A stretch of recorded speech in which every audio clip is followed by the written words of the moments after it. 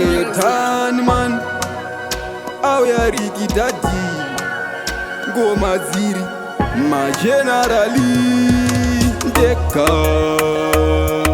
ndeka, ndeka, ndingori ndega ndega, zvandasara ndega, famba kwacho kwandiremera ndega, upenyu wacho hwandiomera, zvakutoda zimba remangoromera, ndongoita senherera ndega, famba kwacho kwandiremera ndega, upenyu wacho hwandiomera, zvakutoda zimba remangoromera, ndongoita senherera.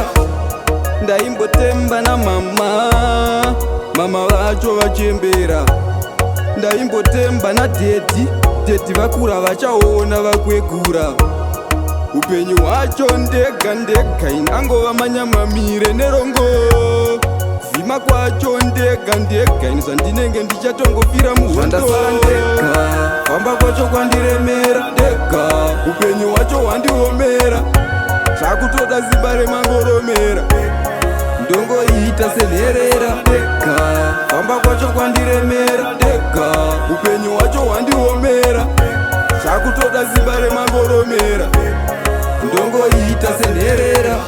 Bvisai mweka ipaisikadikona chakanaka, chinisai zita rangu iri tanaka, pandinopfugama Satani anoseka, ndichirayira mweya yerima, mweya wamakapa Adam naEve, ndowaita kuti ndigosurvive.